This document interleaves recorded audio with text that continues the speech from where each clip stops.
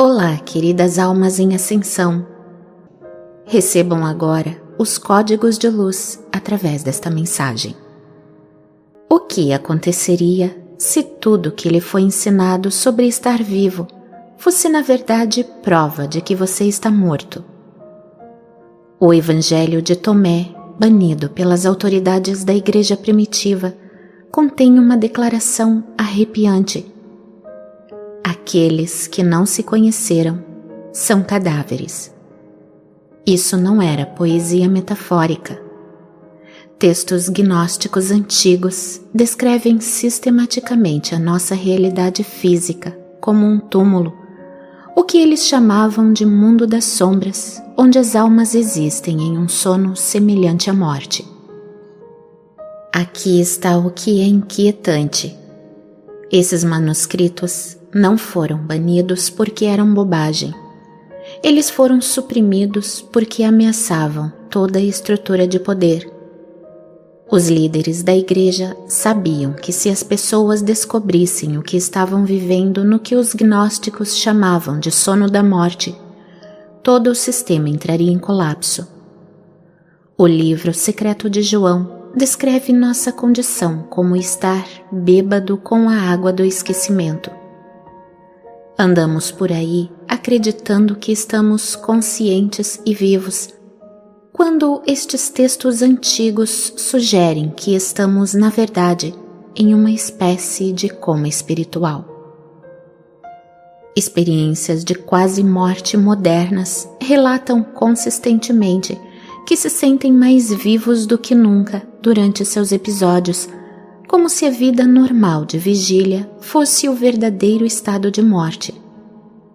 A evidência que apoia essa revelação antiga está escondida por toda parte ao nosso redor.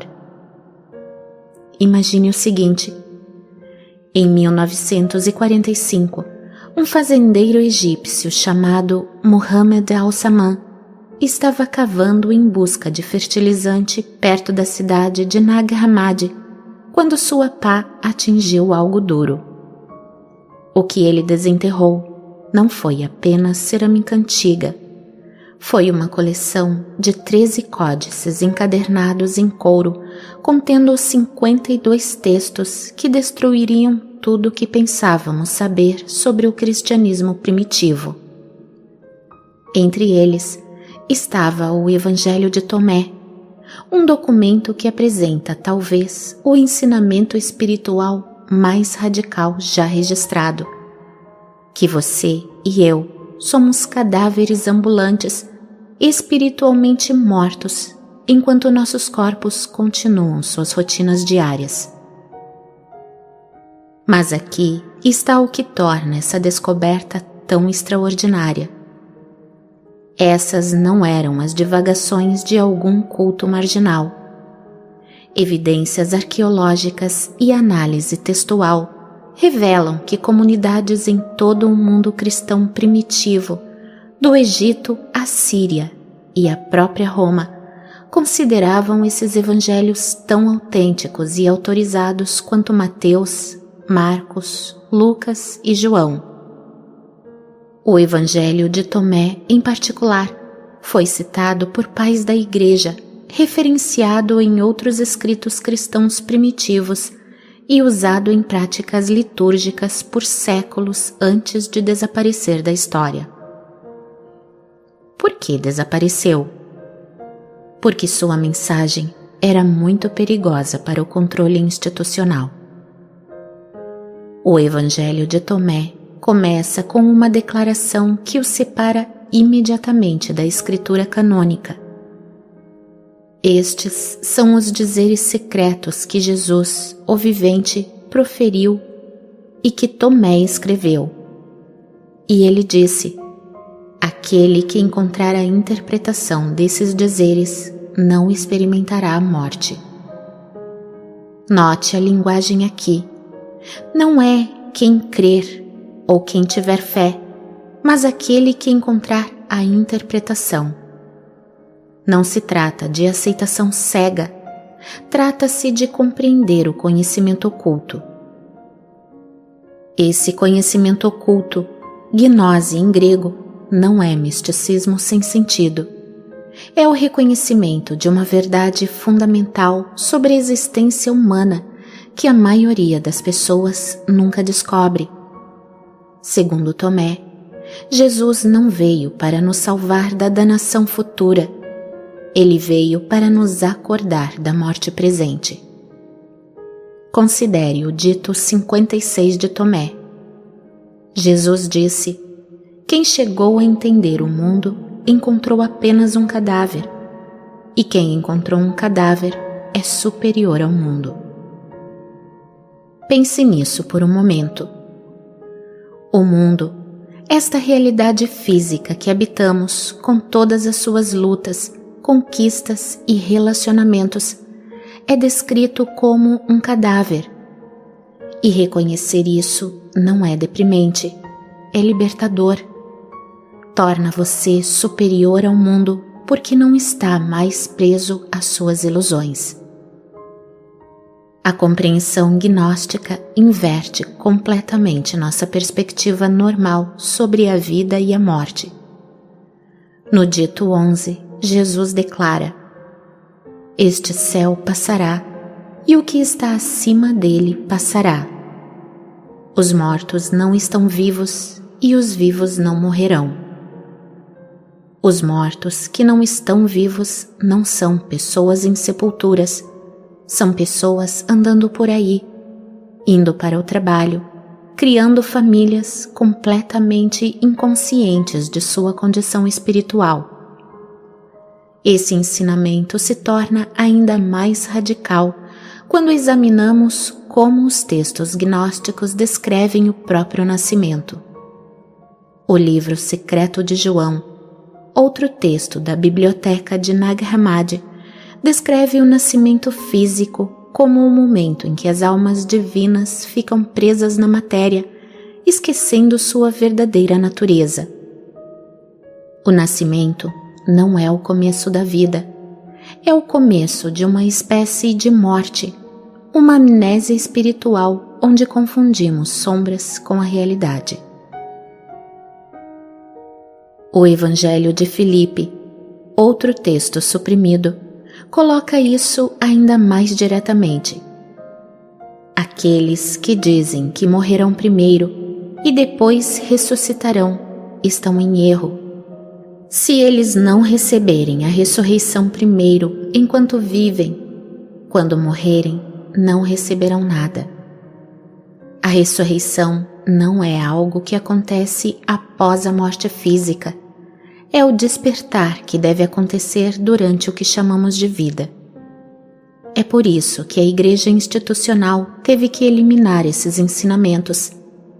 O cristianismo tradicional promete vida após a morte.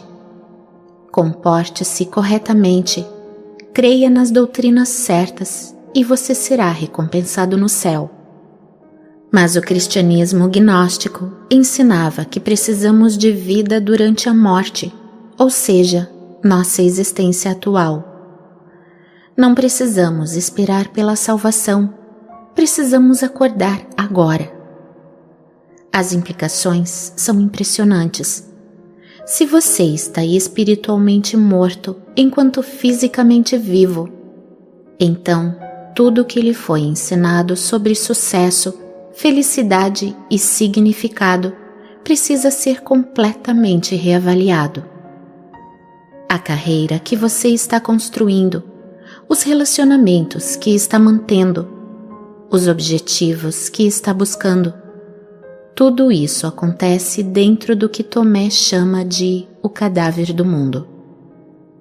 As passagens mais explosivas desses textos proibidos revelam exatamente como essa morte espiritual se manifesta na vida diária. Mas essas citações são muito controversas para as diretrizes dessa plataforma.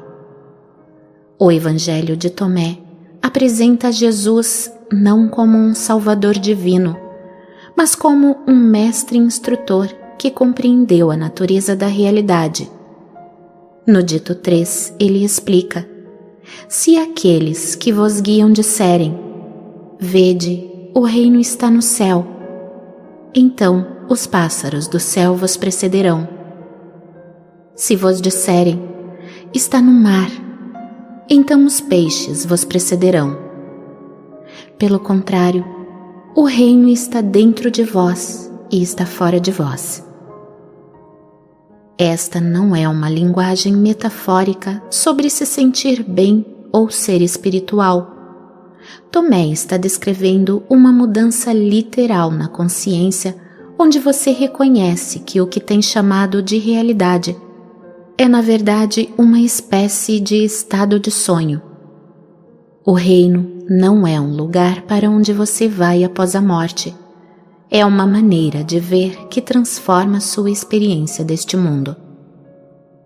A cosmologia gnóstica por trás desses ensinamentos explica por que esse despertar é tão raro e tão ameaçador para o poder estabelecido.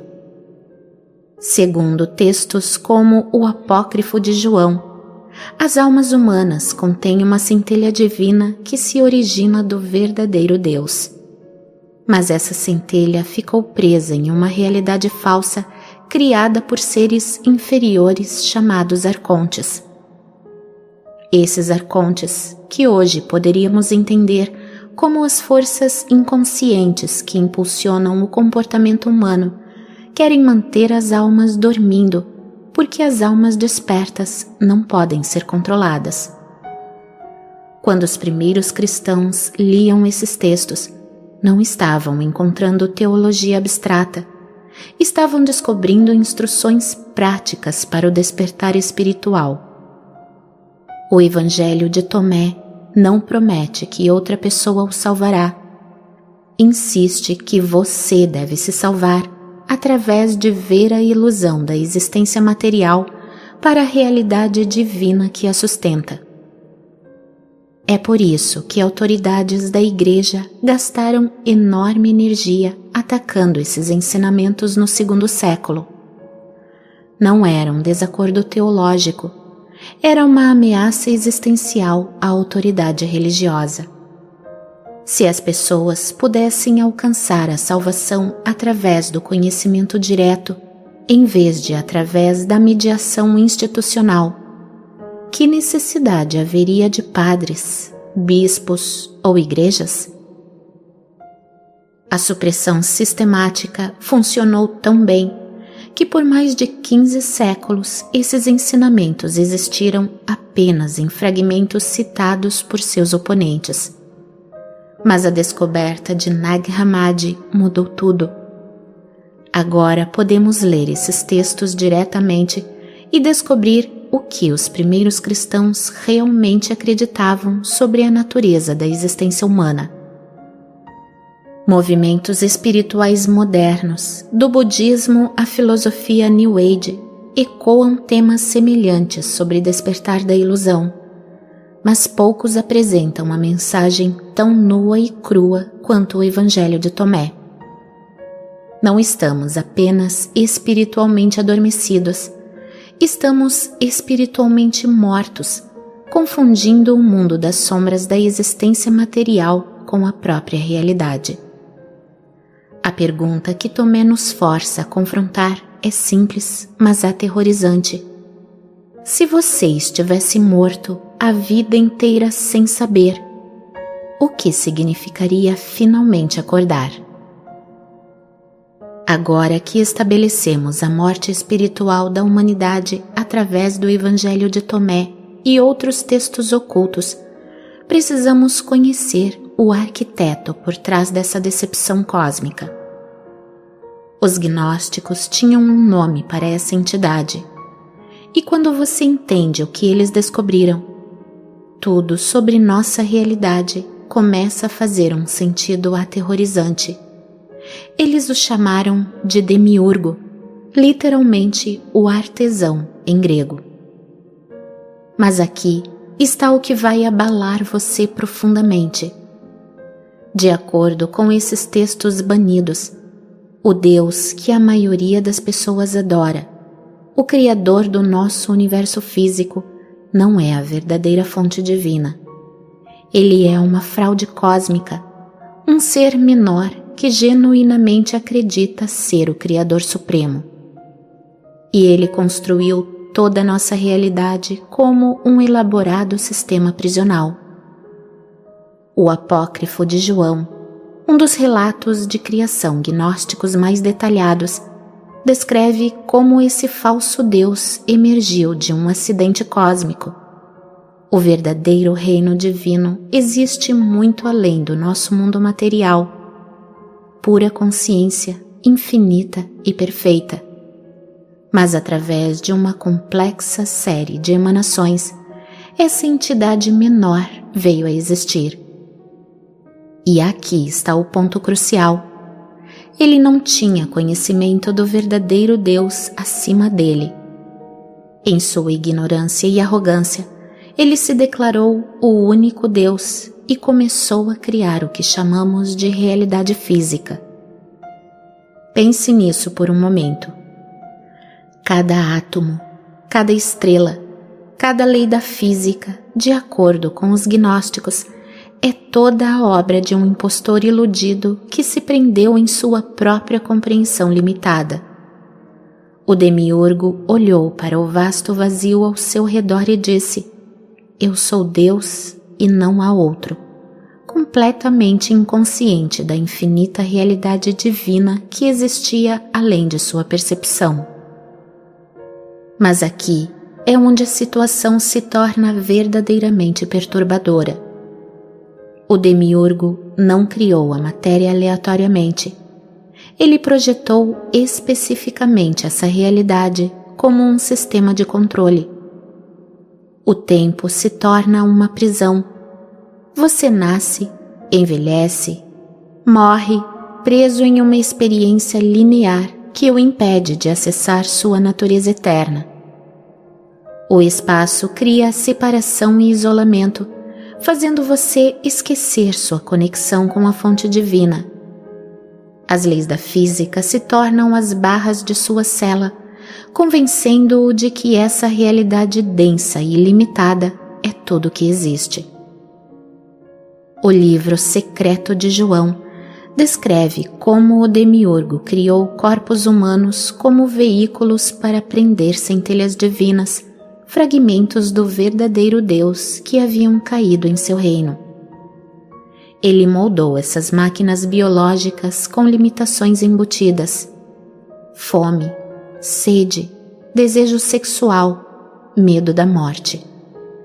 Cada necessidade física se torna uma corrente que o mantém focado na sobrevivência em vez do despertar espiritual. Ora, se isso soa familiar, deveria. A teoria da simulação moderna propõe algo notavelmente semelhante, que nossa realidade pode ser uma construção artificial criada por uma inteligência superior. Cientistas como Nick Bostrom argumentaram que se civilizações avançadas podem criar simulações realistas, provavelmente estamos vivendo em uma agora. Os gnósticos chegaram a essa conclusão quase 2000 anos antes deles. Mas o sistema de controle do demiurgo vai muito mais fundo do que apenas a realidade física. Ele usa todas as instituições humanas como um mecanismo de execução. Organizações religiosas que exigem obediência cega e ameaçam com punição eterna. Ferramentas perfeitas para manter as pessoas espiritualmente escravizadas. Sistemas governamentais que reduzem os humanos a contribuintes e consumidores, exatamente o que o demiurgo precisa para manter sua estrutura de poder. Sistemas educacionais que treinam as pessoas para memorizar e repetir, em vez de pensar criticamente. Estratégia brilhante para impedir o despertar espiritual. Indústrias de entretenimento que mantêm as pessoas distraídas com dramas artificiais, enquanto sua verdadeira natureza divina permanece dormente. O sonho do demiurgo realizado. A hipóstase dos arcontes revela como esse falso Deus se alimenta da energia espiritual humana. Todo ato de adoração dirigido a ele, cada momento de medo ou desespero, cada instância de ignorância espiritual gera o sustento psíquico de que ele precisa. Ele criou uma fazenda cósmica e nós somos o gado produzindo a energia emocional e espiritual que mantém sua realidade artificial funcionando. Isso explica tanta coisa sobre a condição humana, não explica? Por que o sofrimento parece estar embutido no próprio tecido da existência? Por que a injustiça e a crueldade persistem, apesar das repetidas tentativas de progresso da humanidade? Por que tantas pessoas sentem uma profunda sensação de que algo está fundamentalmente errado com este mundo? É porque estamos vivendo em uma realidade corrompida, criada por um ser imperfeito que confunde suas limitações com a lei divina. As implicações psicológicas são impressionantes. Se os gnósticos estavam certos, então tudo o que nos foi ensinado sobre vida, morte, significado e propósito precisa de completa reavaliação. O sucesso material que você tem perseguido, projetado para mantê-lo distraído. A salvação religiosa que lhe foi prometida, potencialmente apenas mais uma camada do sistema de controle. O materialismo científico que afirma que a consciência emerge da química cerebral, propaganda perfeita para manter a ilusão de que você é nada mais do que uma máquina biológica. Mas aqui está o que o demiurgo não quer que você perceba. Seu poder depende inteiramente da sua ignorância. No momento em que você reconhece a natureza ilusória de sua criação, o controle dele sobre você começa a enfraquecer. O Evangelho de Filipe afirma isso claramente. Aqueles que dizem que morrerão primeiro e depois ressuscitarão estão em erro. Se eles não receberem a ressurreição primeiro enquanto vivem, quando morrerem, não receberão nada. A ressurreição de que os gnósticos falavam não é um evento futuro. É o despertar que acontece quando você vê através da decepção do demiurgo, agora, enquanto você ainda está neste corpo físico. É o reconhecimento de que seu verdadeiro eu existe além do tempo, espaço e matéria. É a percepção de que você não é um ser humano tendo experiências espirituais ocasionais, mas um ser divino experimentando temporariamente limitações humanas. A mente perfeita trovão, um notável texto gnóstico, expressa esse despertar da perspectiva da sabedoria divina feminina. Eu sou a primeira e a última. Eu sou a honrada e a escarnecida. Eu sou a santa e a prostituta. Eu sou a esposa e a virgem. Isso não é contradição. É o reconhecimento de que todas as categorias e limitações do demiurgo são construções artificiais impostas à sua natureza divina e limitada. Libertar-se exige ver através de cada nível da decepção. Quando você para de buscar salvação de autoridades externas e começa a reconhecer a centelha divina dentro de si, as paredes da prisão começam a se dissolver.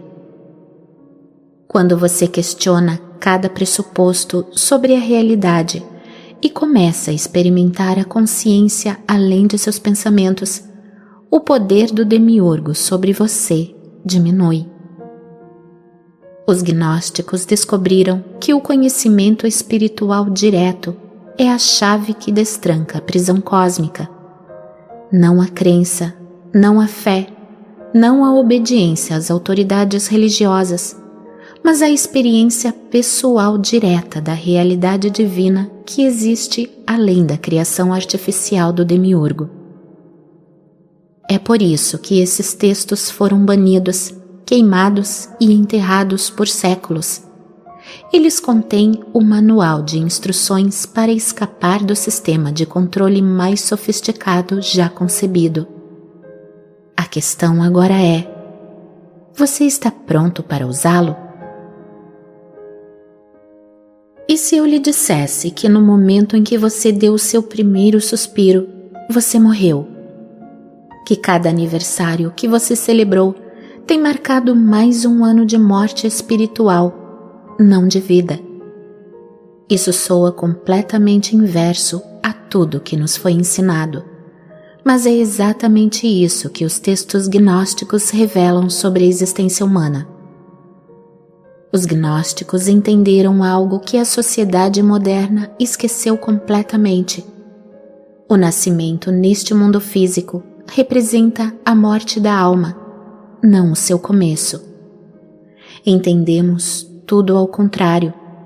Em vez de nascer na vida e eventualmente morrer no desconhecido, os textos antigos descrevem como morremos neste reino material e devemos lutar para renascer na existência autêntica. Pense em como tipicamente encaramos a vida e a morte. Celebramos nascimentos como ocasiões alegres que marcam o início da jornada da vida. Lamentamos a morte como o fim trágico dessa jornada.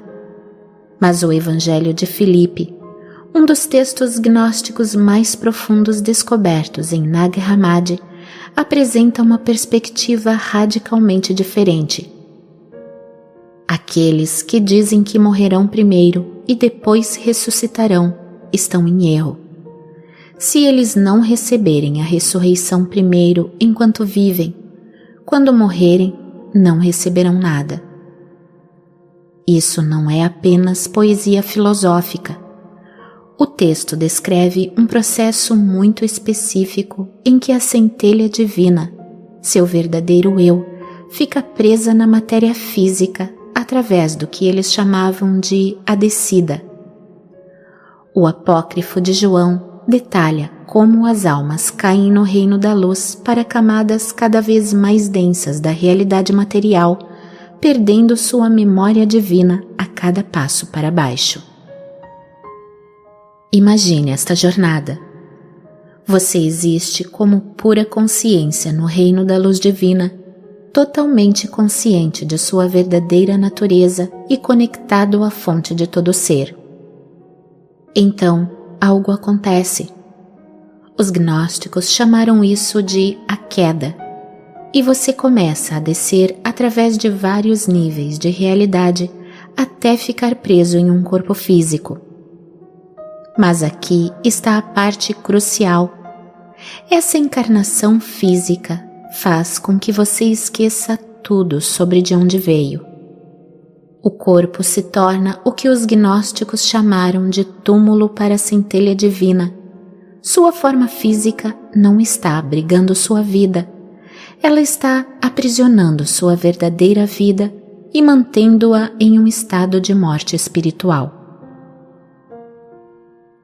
É por isso que o Evangelho de Tomé registra Jesus dizendo: Bem-aventurado o leão que se torna homem quando consumido pelo homem, e amaldiçoado o homem que o leão consome, e o leão se torna homem.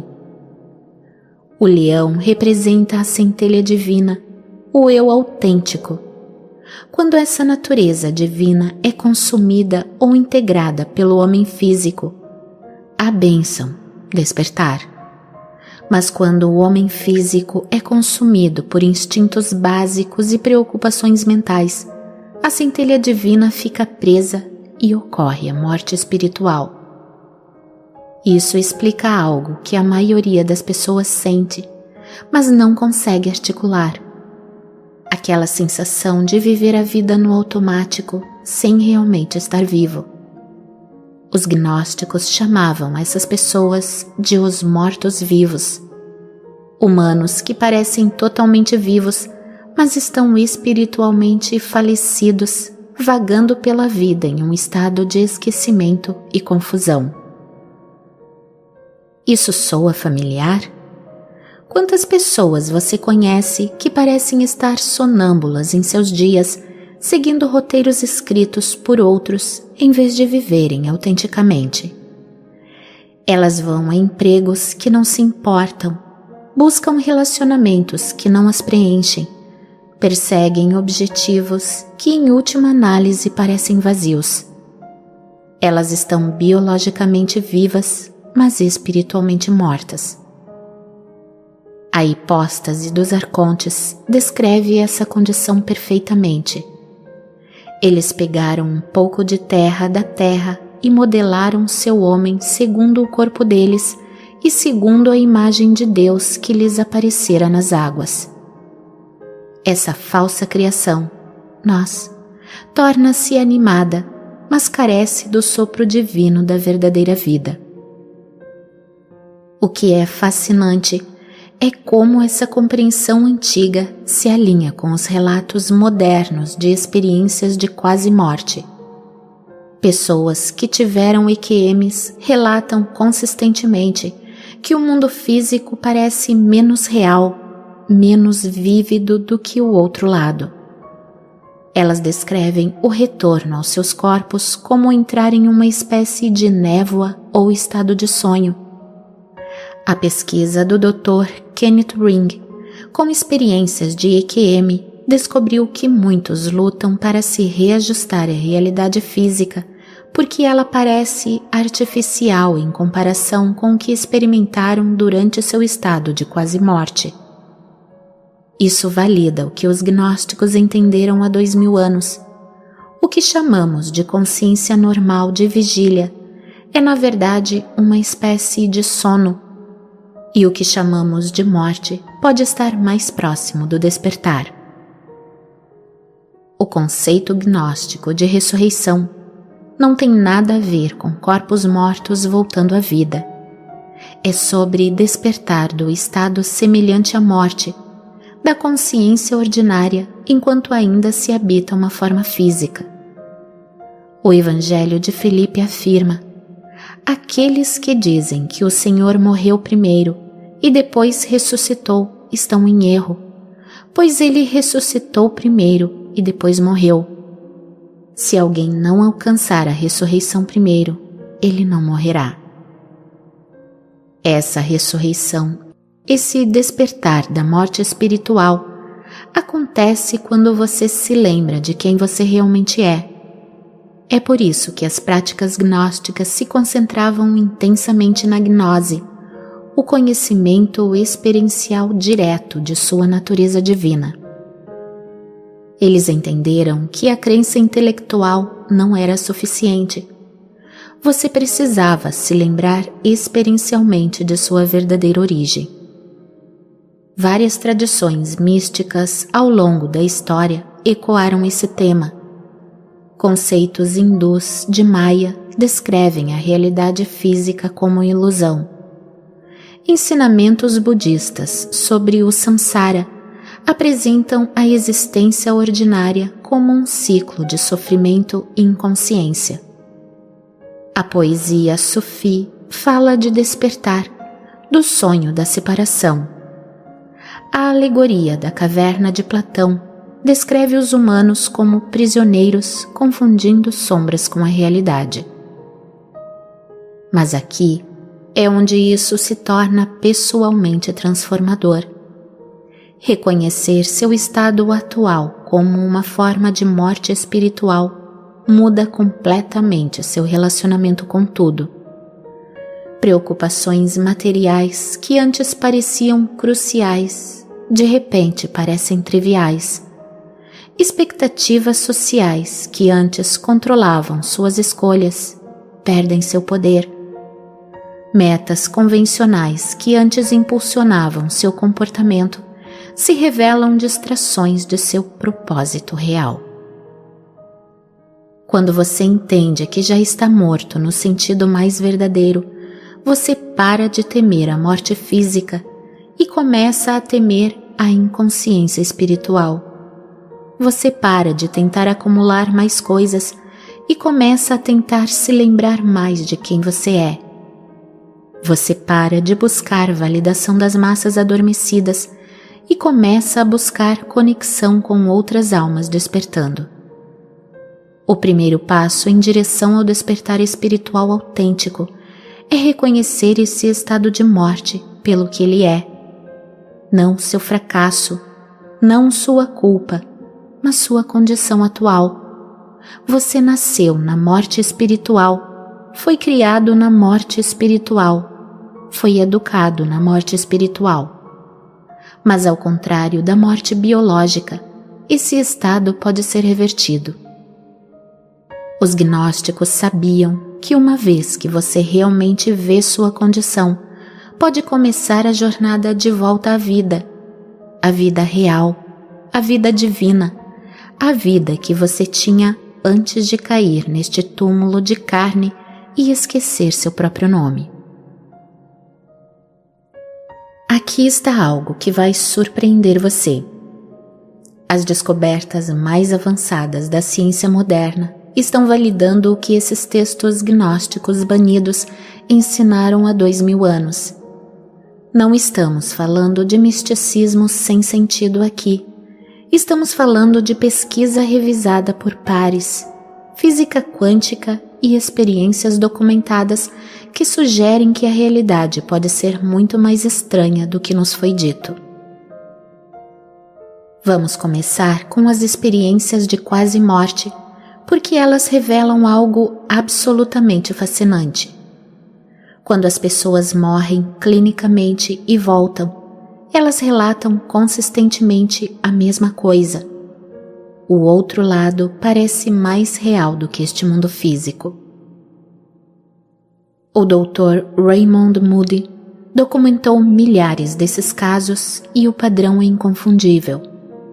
As pessoas descrevem o retorno a uma existência que parece menos real, como se tivessem acordado do sonho mais vívido e imaginável apenas para voltar a dormir em uma realidade mais tênue e restrita. Considere o caso de Anita Moorjani, que experimentou a morte clínica devido ao linfoma. Ela descreve o estado de quase morte como mais real do que qualquer coisa que eu já tinha experimentado, e voltar para seu corpo parecia espremer de volta em um traje restritivo. Isso não é isolado, é a norma. Milhares de experiências usam linguagem idêntica. A consciência ordinária parece sono, parece um sonho, parece estar preso em algo artificial. Parece familiar? Isso é exatamente o que os gnósticos ensinaram sobre nosso relacionamento invertido com a vida e a morte. Eles afirmaram que já estamos mortos, presos em uma realidade falsa, e o que chamamos de morte é, na verdade, o despertar. A pesquisa moderna de EQM está fornecendo evidências experienciais para essa afirmação aparentemente impossível. Mas a questão é mais profunda. Físicos sérios agora estão propondo a teoria da simulação, a ideia de que toda a nossa realidade pode ser uma construção artificial. A hipótese da simulação de Nick Bostrom não é mais ciência marginal, está sendo debatida em grandes universidades. Esta é essencialmente uma versão moderna do demiurgo gnóstico, um falso criador construindo um mundo ilusório para prender a consciência. Depois, há a física quântica, que despedaçou nossa compreensão da realidade material. O efeito observador demonstra que a consciência desempenha um papel fundamental na criação do que experimentamos como real. Partículas existem em superposição até serem observadas, sugerindo que a existência material pode ser muito mais maleável e dependente da consciência do que supunhamos. O experimento da dupla fenda mostra que a realidade literalmente muda com base no fato de estar sendo observada. Exatamente o que você esperaria se a realidade física fosse mais parecida com uma projeção do que com matéria sólida.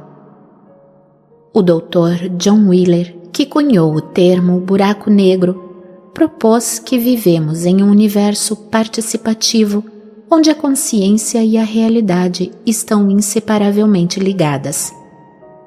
Isso não é filosofia New Age, é física de ponta, sugerindo que o que os gnósticos chamavam de natureza ilusória do mundo material pode ter base científica. A neurociência está revelando insights igualmente surpreendentes. Pesquisas mostram que seu cérebro constrói sua experiência da realidade em vez de simplesmente recebê-la. O trabalho do Dr. Anil Seth demonstra que a percepção é uma alucinação controlada, a melhor suposição do seu cérebro sobre o que está acontecendo com base em dados sensoriais limitados. O eu que você pensa que é, também é construído. Estudos em pacientes com cérebro dividido revelam que a identidade pessoal é mais fragmentada e artificial do que percebemos. Isso valida insights gnósticos antigos sobre a natureza artificial da consciência do ego, o que a psicologia moderna chama de dissociação e identidade construída. Os gnósticos descrevem como o falso eu criado pelo aprisionamento da matéria. A pesquisa psicodélica está fornecendo evidências ainda mais dramáticas. Estudos na Johns Hopkins, Imperial College London e outras instituições de prestígio mostram consistentemente que as experiências de breakthrough parecem mais reais do que a realidade, enquanto a consciência ordinária parece limitada e semelhante à morte em comparação. A pesquisa do Dr. Robin Carhart Harris sobre DMT e psilocibina revela que essas substâncias não criam alucinações. Elas parecem levantar um véu, mostrando aos que as experimentam o que eles descrevem como níveis mais fundamentais da realidade. Os participantes relatam regularmente que a consciência normal de vigília parece estar dormindo ou morto em comparação com esses estados expandidos. Eles descrevem romper barreiras artificiais e acessar o que parece ser sua verdadeira natureza. Isso espelha exatamente o que os textos gnósticos descrevem sobre o despertar da falsa criação do demiurgo. A pesquisa com meditação apoia essas descobertas. Praticantes avançados relatam consistentemente que transcendem o sentido normal do eu e acessam o que descrevem como uma realidade mais fundamental. Exames cerebrais mostram atividade diminuída em áreas associadas ao pensamento autorreferencial, a própria consciência do ego que os gnósticos afirmavam ser artificialmente construída. A física moderna está descobrindo que a realidade pode ser fundamentalmente informal em vez de material. A teoria holográfica sugere que nossa realidade tridimensional pode ser uma projeção de informações codificadas em uma superfície bidimensional. Isso se assemelha aos antigos ensinamentos gnósticos sobre um mundo material ser uma sombra ou reflexo de verdades dimensionais superiores. Mais estranho ainda, as pessoas estão relatando falhas na Matrix, inconsistências na realidade, sincronias impossíveis e experiências que sugerem que nosso mundo pode não ser tão sólido quanto parece. Esses relatos espelham as descrições gnósticas de rachaduras na falsa criação do demiurgo, momentos em que a natureza artificial da realidade material se torna visível. A psicologia existencial contemporânea documentou sentimentos generalizados de falta de sentido, alienação e desconexão que caracterizam a vida moderna. Pesquisas mostram que a depressão e a ansiedade muitas vezes resultam da sensação de que algo fundamental está errado com a própria existência e não apenas com as circunstâncias pessoais. Isso ecoa os insights gnósticos sobre a condição aprisionada da humanidade, o profundo saber de que não pertencemos a este lugar. Estudos sobre a construção da realidade social revelam o quanto do que consideramos real é na verdade um acordo coletivo. Nossos sistemas econômicos, hierarquias sociais e até conceitos de tempo e espaço são em grande parte construídos em vez de inerentes.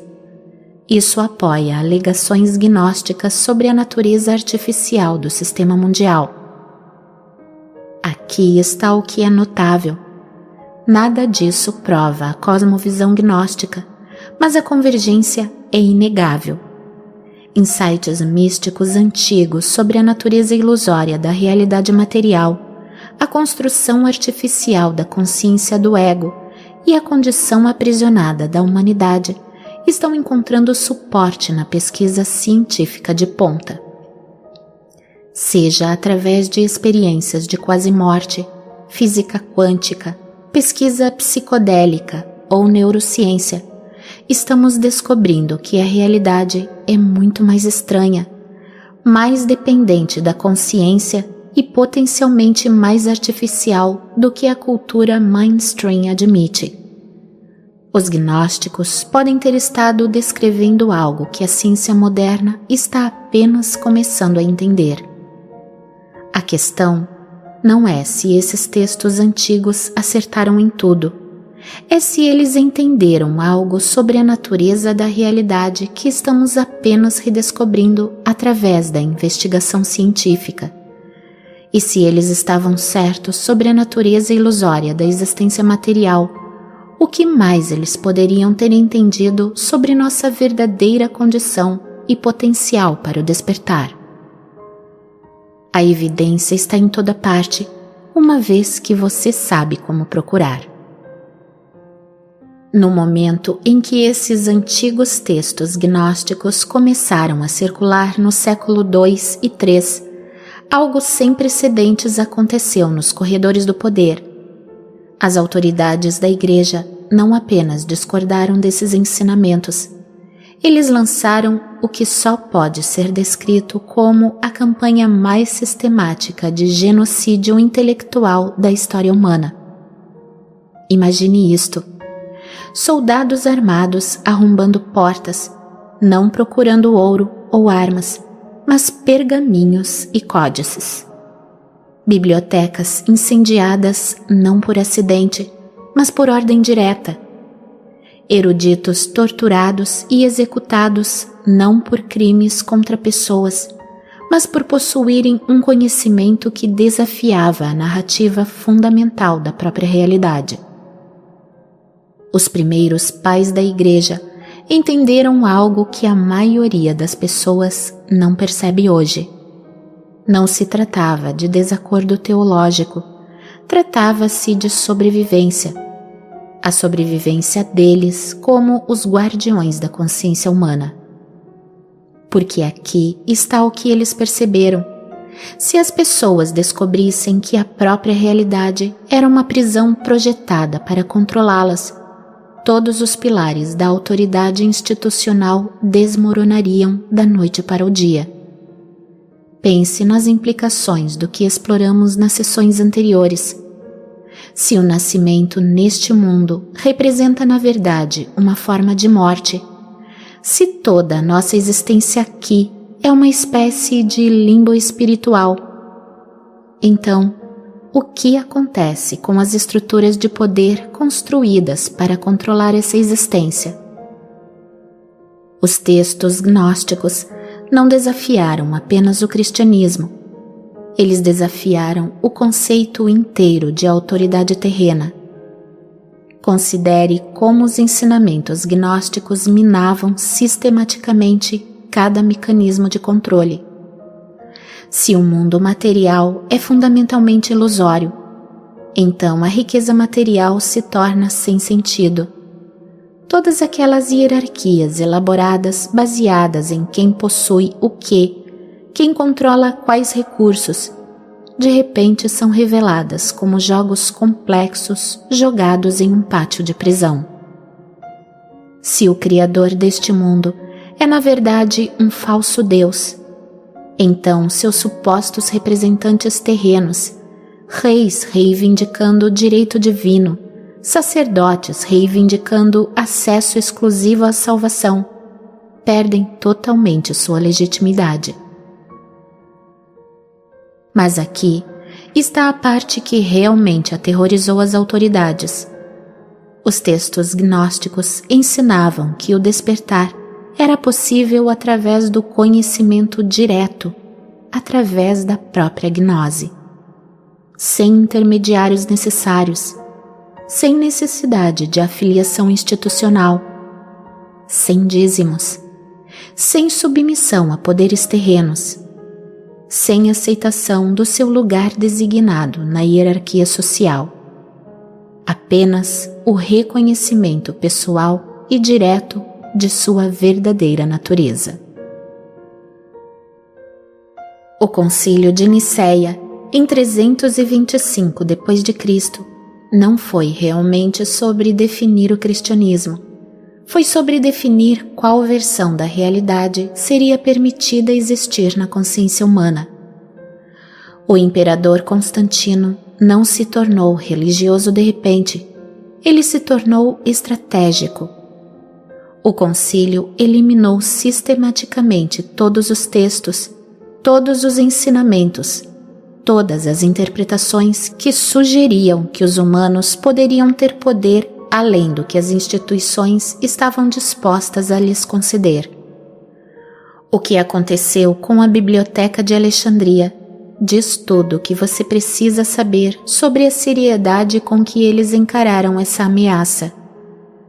Dizem-nos que ela declinou gradualmente, mas as evidências históricas sugerem a destruição direcionada de coleções específicas. As seções gnósticas não apenas se deterioraram, elas foram ativamente expurgadas. Eruditos que se especializaram nesses textos não apenas se aposentaram, eles desapareceram completamente dos registros históricos. A Inquisição aprimorou essas técnicas mais tarde. Eles desenvolveram métodos sofisticados para identificar não apenas livros heréticos, mas ideias heréticas. Pessoas eram torturadas não pelo que faziam, mas pelo que sabiam.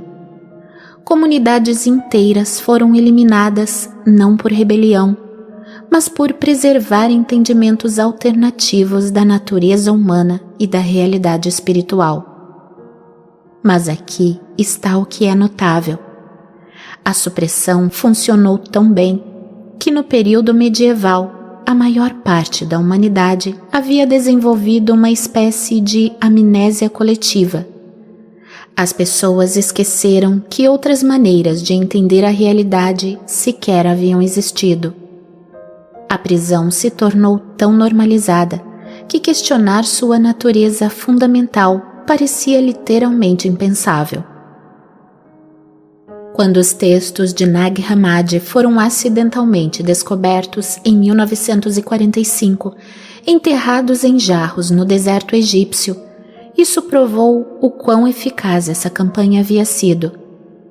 Esses textos haviam sido escondidos com sucesso por mais de 1.500 anos, 15 séculos durante os quais a humanidade viveu sem acesso a ensinamentos que poderiam ter transformado completamente nossa compreensão da consciência, realidade e potencial humano. Note como, mesmo hoje, essas descobertas permanecem marginalizadas. Não porque lhes falte mérito acadêmico. O trabalho acadêmico sobre estes textos é rigoroso e fascinante. Eles são marginalizados porque ainda representam a mesma ameaça fundamental às estruturas de poder estabelecidas. As instituições modernas, sejam elas religiosas, políticas ou econômicas, ainda dependem de as pessoas aceitarem a legitimidade básica da autoridade material e da mediação institucional. As mesmas dinâmicas que impulsionaram a supressão antiga operam no controle contemporâneo da informação. Certas ideias permanecem tabu, não porque sejam comprovadamente falsas, mas porque são muito perigosas para os interesses estabelecidos. Os mecanismos evoluíram. Não queimamos mais bibliotecas, nós as algoritizamos para fora da visibilidade. Não executamos eruditos, nós cortamos o financiamento de suas pesquisas e marginalizamos suas carreiras. Pense em como os sistemas educacionais modernos lidam com esses tópicos. Textos gnósticos antigos, apesar de sua importância histórica e satisfação filosófica, mal ganham um parágrafo na maioria dos cursos de religiões mundiais. Enquanto isso, os alunos passam anos estudando narrativas aprovadas sobre civilização, progresso e organização social. Isso não é design curricular acidental. O padrão se revela quando você recua e olha para o quadro geral. Ao longo da história, a informação mais agressivamente suprimida tende a ser o conhecimento que capacita os indivíduos a pensar de forma independente sobre a natureza da própria realidade. Não apenas dissidência política ou alternativas religiosas, mas desafios fundamentais à suposição de que autoridades externas devem mediar sua compreensão da existência. O que torna isso particularmente insidioso é como a supressão criou sua própria justificação. Ao eliminar com sucesso perspectivas alternativas por tantos séculos, a narrativa dominante pôde se apresentar como a única maneira racional, madura e realista de entender o mundo. Qualquer um que sugerisse que a realidade poderia ser fundamentalmente diferente das descrições oficiais poderia ser descartado como marginal, anticientífico ou psicologicamente instável. Mas aqui está o que os supressores não puderam eliminar inteiramente: a própria experiência humana. As pessoas ainda têm momentos de despertar, ainda experimentam o reconhecimento profundo de que algo fundamental sobre a realidade consensual não se encaixa. As evidências científicas que discutimos antes, a hipótese da simulação, a mecânica quântica, a pesquisa da consciência, representam rachaduras no sistema de supressão. O fato de você estar ouvindo essas ideias agora, de que textos como o Evangelho de Filipe e o Apócrifo de João estão disponíveis para qualquer um ler, representa uma anomalia histórica. Pela primeira vez em mais de um milênio, esse conhecimento é acessível sem a guarda institucional. É por isso que entender essa supressão é importante. Isso o ajuda a reconhecer como buscar conhecimento autêntico além das narrativas oficiais. A questão se torna: que outra compreensão transformadora permanece oculta? Não porque seja falsa, mas porque é muito verdadeira para ser confortável. Aqui está o que atinge você como um trem de carga. Os gnósticos não estavam apenas descrevendo algum conceito espiritual abstrato. eles estavam nos dando um manual de diagnóstico para reconhecer quando estamos vivendo como os mortos-vivos. E uma vez que você sabe o que procurar, você vê isso em todo lugar. O primeiro sinal: você está vivendo no automático sem realmente viver. Estou falando daquela sensação estranha em que você acorda, segue sua rotina, interage com as pessoas, realiza tarefas, mas há um vazio subjacente. É como assistir a si mesmo atuar em uma peça para a qual você nunca fez um teste, lendo falas de um roteiro que você não escreveu. Os gnósticos chamaram isso de estado de morte espiritual. Quando sua centelha divina está tão enterrada sob camadas de condicionamento que você está essencialmente operando no piloto automático. Pense na sua última semana. Quantas de suas decisões foram realmente suas? Quantas conversas você teve onde disse o que achava que deveria dizer, em vez do que genuinamente sentia? Com que frequência você escolheu suas ações com base no medo do julgamento, em vez do desejo autêntico? Isso é o que o Evangelho de Filipe queria dizer ao descrever pessoas como cadáveres andando por aí, tecnicamente vivos, mas desconectados da fonte da verdadeira vida. O estado de morto-vivo se manifesta mais claramente através do consumo inconsciente. Você compra coisas que não precisa com dinheiro que não tem para impressionar pessoas de quem não gosta. Você navega pelas mídias sociais por horas, consumindo conteúdo projetado para mantê-lo em um estado perpétuo de insatisfação. Você come comida processada que entorpece seus sentidos, assiste a entretenimento que entorpece sua mente e participa de conversas que drenam sua energia. Tudo isso acontece automaticamente, sem escolha consciente. Mas aqui é onde a situação fica realmente inquietante. Os gnósticos entenderam que o sistema de controle do demiurgo opera através da nossa dependência de validação externa. Cada vez que você posta algo online e espera por curtidas, cada vez que você toma uma decisão com base no que os outros poderiam pensar, cada vez que você mede seu valor por métricas externas, salário, status, símbolos, aprovação social, você está alimentando a falsa criação com sua energia vital. É muito comum ver pessoas que alcançaram tudo o que a sociedade lhes disse que as faria felizes, mas se sentem mais vazias do que nunca. Elas seguiram o roteiro perfeitamente. Boas notas, emprego de prestígio, casa agradável, família. Mas algo essencial está faltando. Os gnósticos diriam que essas pessoas estão experimentando o resultado natural de viver na realidade falsificada do demiurgo. Nenhuma quantidade de sucesso material pode preencher um vazio espiritual. A consciência aprisionada tem marcadores específicos que você pode identificar agora mesmo. Você se obceca com a segurança material enquanto se sente espiritualmente falido. Você segue roteiros sociais sem questionar sua origem. Por que você aperta as mãos ao conhecer alguém?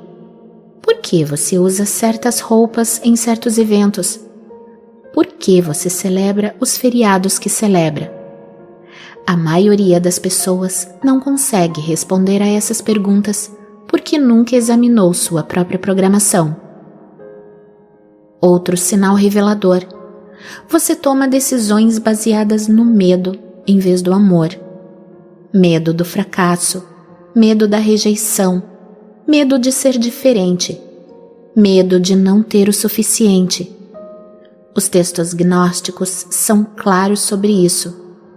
O falso Deus governa através do medo enquanto a verdadeira divindade opera através do amor e do saber autêntico. Quando o medo impulsiona suas escolhas, você está servindo ao mestre errado. Mas aqui está o que pode realmente fazer a diferença. Os gnósticos forneceram técnicas específicas para o despertar. A primeira prática envolve observar seus pensamentos e emoções como se fossem padrões climáticos. Sente-se em silêncio por 10 minutos a cada dia e simplesmente observe o que surge em sua consciência sem julgá-lo ou tentar mudá-lo. Você descobrirá rapidamente que a maior parte de sua atividade mental não é, na verdade, sua. São respostas condicionadas, programação social e reações emocionais desencadeadas por estímulos externos. A segunda técnica envolve questionar pressupostos fundamentais sobre a realidade. Comece com perguntas simples. Por que acredito no que acredito? De onde vieram essas crenças? Quem se beneficia quando penso dessa forma? Não se trata de se tornar cínico, é sobre desenvolver o discernimento entre o saber autêntico e a programação herdada. A prática mais poderosa envolve conectar-se com o que os gnósticos chamavam de centelha divina interior. Este não é um conceito místico. É a parte de você que existe antes do condicionamento social. A consciência que observa seus pensamentos e emoções sem ser controlada por eles. Você acessa isso através de práticas contemplativas que desviam a mente analítica. Aqui está o que é crucial entender.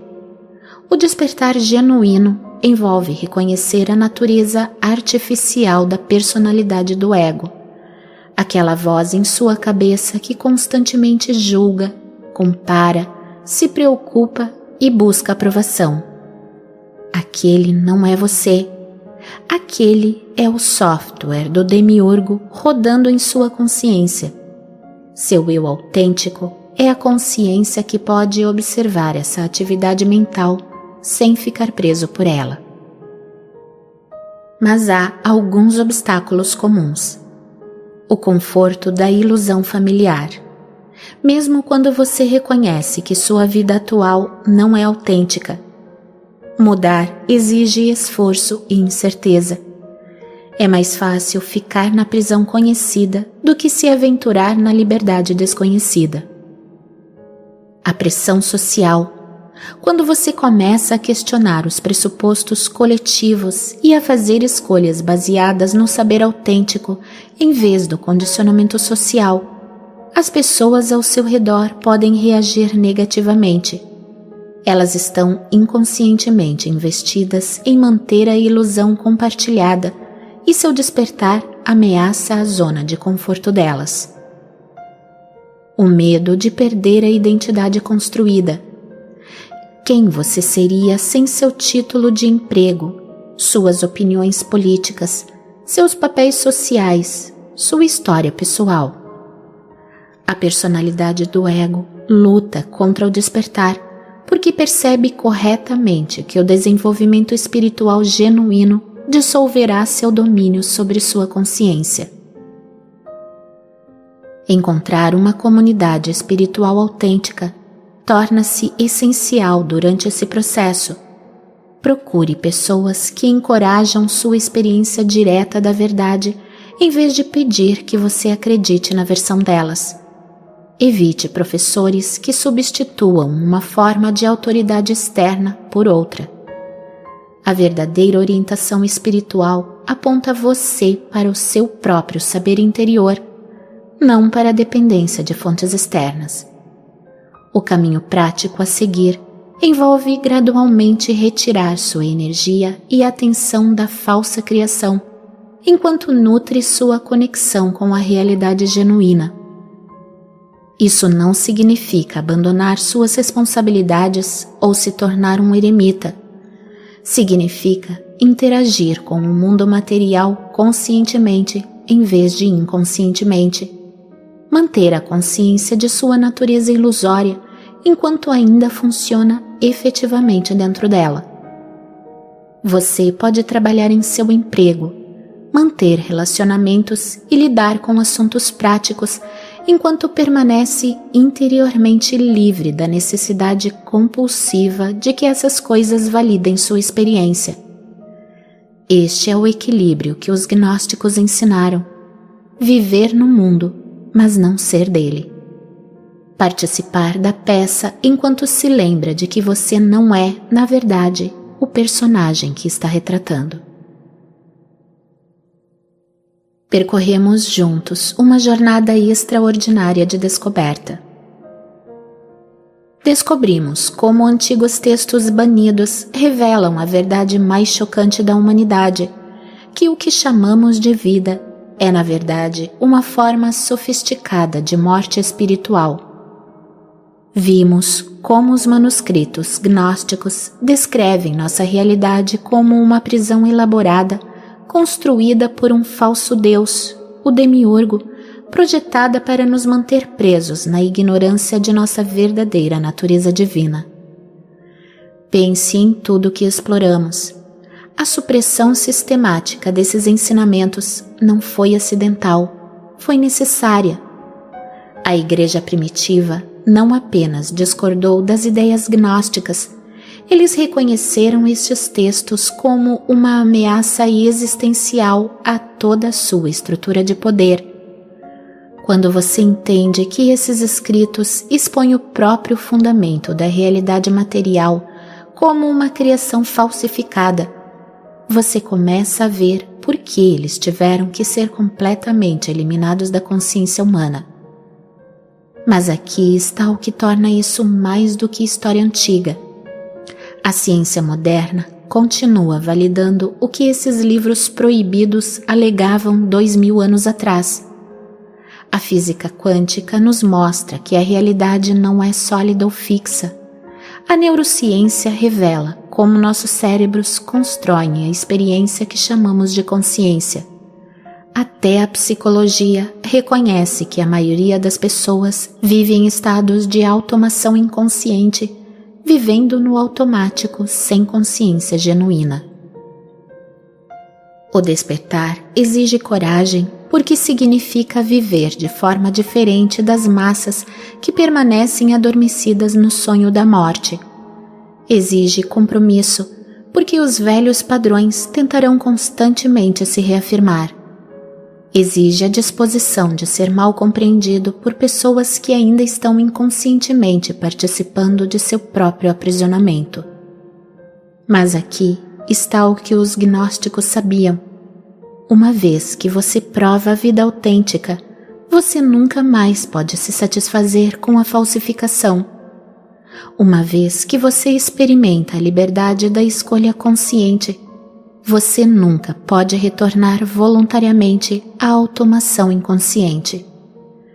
Uma vez que você se conecta com sua natureza divina, você percebe que tudo o que pensava estar perdendo estava, na verdade, mantendo você preso. A escolha é sua e é imediata. Continue sonâmbulo através da morte sofisticada que se disfarça de vida moderna, ou comece o processo de despertar para quem você realmente é sob toda a programação, condicionamento e ilusão. Amada alma, se esta mensagem ressoou em seu coração, apoie-nos inscrevendo-se no canal, deixando o seu like, ativando as notificações e compartilhando este conteúdo com outras almas. Gratidão por fazer parte da família Desperte-se. Fique com a verdade, a luz e o amor que eu sou.